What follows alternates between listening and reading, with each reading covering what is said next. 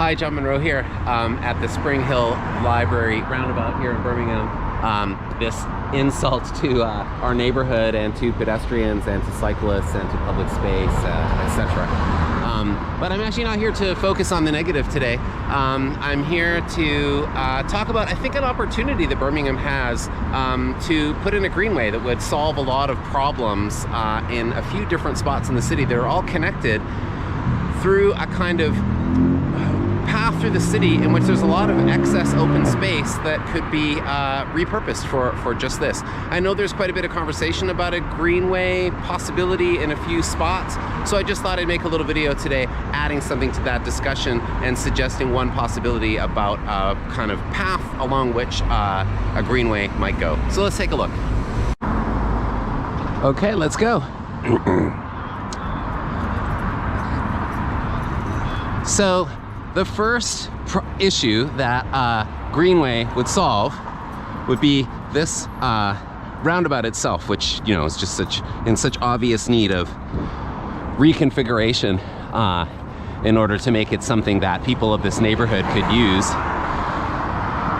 with safety and dignity. But if a greenway ran starting at the roundabout now behind me and ran along this road here, Sand Pits I think it's called, this, as you can see, is just a massive barrier, and this is a very underused road. It looks like a racetrack, and some drivers use it that way, which isn't too surprising. But it's a big barrier between the Jewelry Quarter and Ladywood, and it seems ripe for repurposing.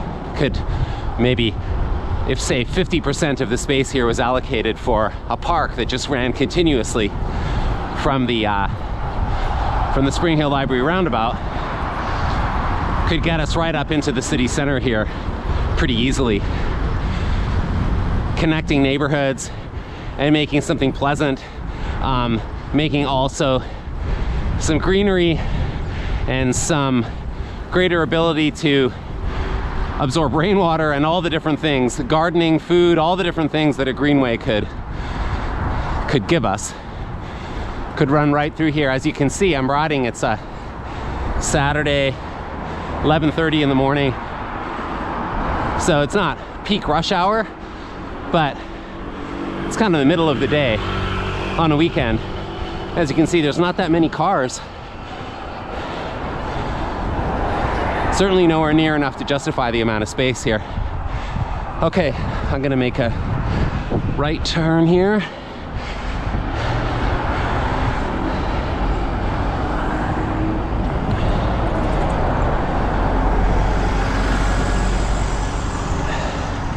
So we got this new big tower going in here.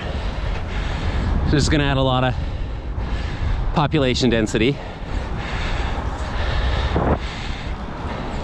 And think about how pleasant it would be for all of the people moving in here if there was just green space running right through here. This road here probably used to be more of a busy road, but in recent months and years, there's very little car traffic coming through here, and really no need for there to be car access to this area at all. The new Centenary 1 building going in there, just again, more density of people working and living in the city center core, just makes it all the more appropriate to have more green space for people to use. And something interesting, now that on the top there's a big kind of balcony area, I believe, now with the views up there, one of the things that's most striking about the view from the top of that new building, from photos I've seen, is the view that it gives onto the place where I am right now. This massive scar and just enormous barrier, again, running right through our city, cutting these two parts in half.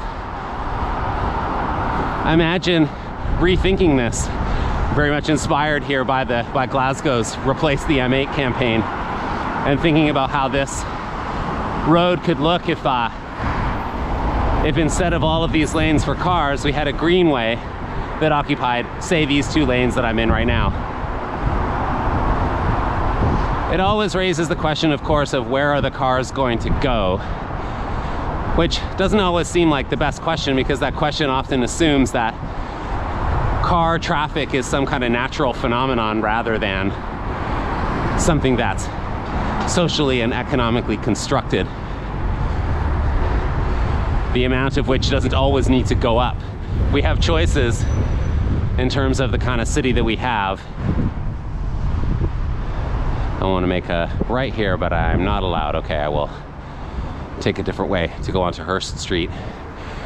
There's options we have in terms of what kind of city we want.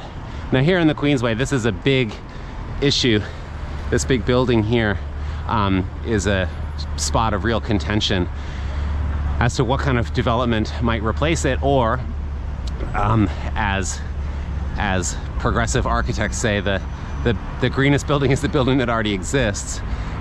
The ways that this might be refurbished instead to bring more housing into the city center core. One thing that's a little bit missing in the debate about the fate of that building is the road itself and the role that it plays, again, as yet another barrier between parts of the city. In front of me here, the Gay Village and Chinatown, and behind me leading up to New Street Station, and again the kind of downtown city center core. So imagine if this, it's quite an inappropriate kind of road for a city center, if it was repurposed as a green space instead. Maybe a lane for buses and taxis, but private cars don't have much reason to be coming through here, so which would lead nicely into this important part of our city. Here's the very significant AIDS memorial here, and this is quite a nice. Gotta go extra slow here because it's kind of pedestrians and cyclists mixed. Really nice part of our city, as you can see, because it's open to everybody to access. But this could very easily just figure nicely into a greenway that ran from the Spring Hill Library right down into the downtown core. Let me just get past here. I'm going ultimately to the Smithfield site, and in fact, I'm already almost there. Let's see. Because I know that there's a big discussion there about a city park, possibly, or some kind of housing development, and there's going to be some green space involved there. So this also seems like a way that that green connectivity could link the Smithfield site, however it ends up being configured, back up through the city center and to the jewelry quarter. And it's a short cycle. It's walking distance even for, a Sunday stroll. People could wake up at their flat at Smithfield and take a walk up to the jewelry quarter and have a coffee, have a delicious coffee at the Borough Shop. Trying to do that right now would be extremely unpleasant because of again, just the allocation of the space. Here I am already. This is Smithfield. So this vast open space, which is going to feature housing, and it's going to feature some kind of park space, hopefully considerable park space. And so there it is. We have just a lot of excess space in roads that are kind of configured in this mid-century way, designed just for motorists and not so much for everybody else. But actually, we have a real opportunity in Birmingham to connect these with a greenway. So let's see how that conversation unfolds. Okay, thanks for coming along on the ride. And maybe it could look something like this.